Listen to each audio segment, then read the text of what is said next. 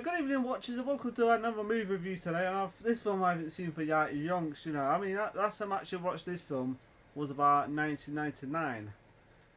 It might have been 99, 98. Now it's an old classic. It's like a 1996 film. I thought it was later than that actually, the film, but it's not. And it's a film called The Relic. Like I said, it's that long ago since I last watched it. It was on VHS, and I remember buying it, right. And this film is just great. It stars, who's the actor in it?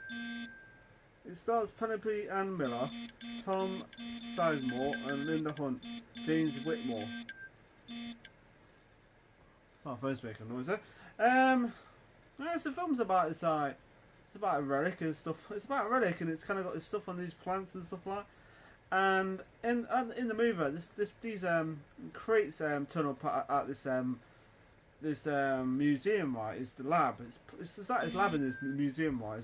It's pretty freaky, the film is actually. I was like, because you see, there's one part of the film, right? Let's just get the scene out of the way for us.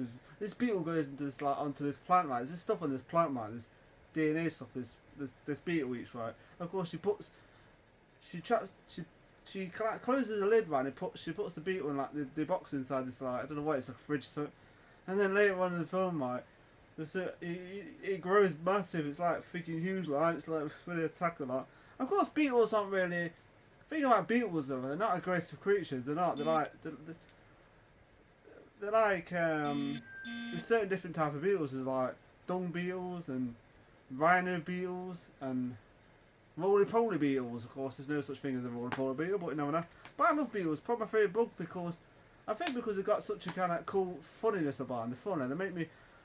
And I just love beetles, full stop. But yeah, there's beetles in this film, but they don't really play a part in the film. But like I said, it's about this crate that turns up at the museum, right? It's the lab.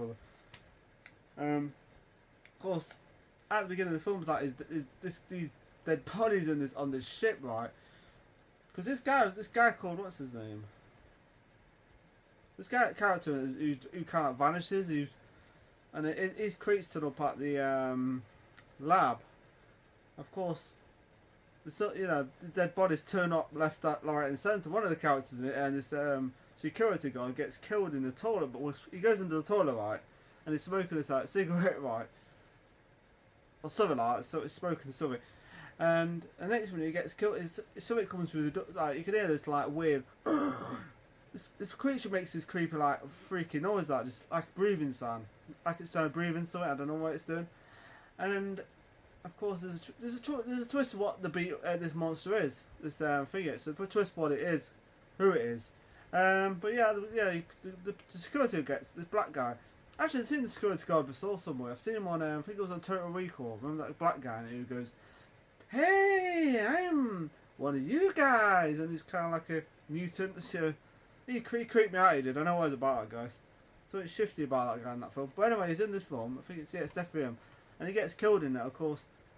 People, the cops turn up, of course. Of course, these kids are like in the building, right? They kind of like stay behind in this building, in the museum, because they thought it'd be great to stay. Of course, they think it's a great idea to stay in this building. That's freaking. Actually, it's quite big. This museum, it's massive. Actually, the museum I've seen it before. It's the film set in. What's it set in? I think it's set in Chicago. I'm sure. Is it Chicago? Oh, it's set in somewhere else. So I've seen the place somewhere. I've seen this museum somewhere before, and I can't remember. It's quite a few shows I've seen it in.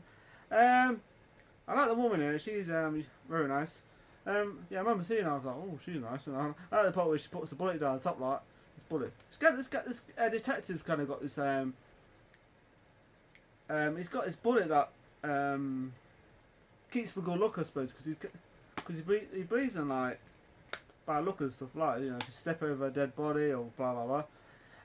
It's played by a guy from, I can't remember what his name was. I think is it James Whitmore? Is it? He's my favourite Private Ryan. He's in it. He plays the detective in it. Of course, he knows something's fishy's going off. Because in the one part of the film, these cops go down the bottom of the basement, right, of the museum. And this guy pops out, right. It's like Trump. It's like this homeless guy, and they shoot him dead, right. And of course, they're saying he's a rapist and stuff. He's a murderer, but. And they find like an axe down there and stuff. But then the detective's like saying, well, you know what? There's something not right here. He's saying there's something not right here. Of course, he's right. There's nothing quite right about the situation. I mean, heads being chopped, coming off and taking parts of the, you know, a bit crazy. I mean, I suppose people are crazy as well, but there's something more sinister about it in this film. So yeah, it's been, like I said, it's been a while since I watched this film. This is a 1996 film. I can't believe it's that old, but the effects still look good. Maybe some of the effects look a bit outdated now, but they still look good, I'll say.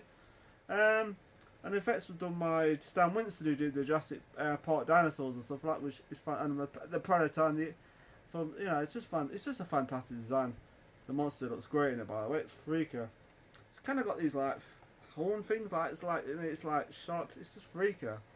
That part's pretty cool. Yeah. So of course later on in the film's like some.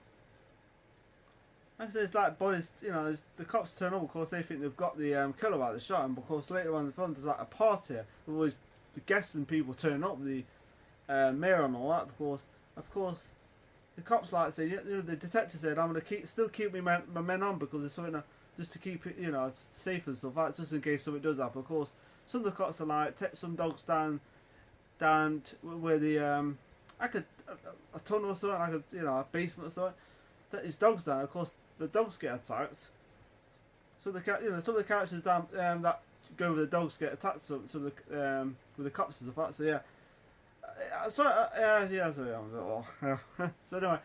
So anyway, yeah. So that's what happens. Of course, then you find out. Oh my God, there's so much more to it than a homeless guy killing everyone, because there isn't. It's not the homeless guy. It's the monster. So yeah. Damn good film though. That part was freaking freakish. Where the part one of the dog gets killed out, right? And the other dog's like there, right? And the guy kind of like, oh, the dog's safe. Of course, he gets killed, right? The other guy, the cop, is it a cop? Yeah, it must be a cop. One of the guys gets killed with the dog, right? And the dog's like that, looking at the monster. It's kind of like, I'm not gonna fight you. I'm not gonna fight you. Just, you know, the monster kind of like just the thing, the monster thing. Kind of like just walks away like, and I think, you know, I don't blame the dog for doing that. Actually, backing off a little bit, saying, "Hey, I've got," you know, even the dog's not stupid in this film. The dog's actually quite smart. Some of the characters is the part where the whole place erupts, right? It's like the security goes all funny, right? And there's that security guards, I like to say, it's like an earthquake because the security's go weird. Of course, everything's like shutting down, and the lights and stuff like that in this place, and everyone's like going at the guests who are there, right, all kind of like crashing into things like that. And this scene was actually, the scene always makes me laugh.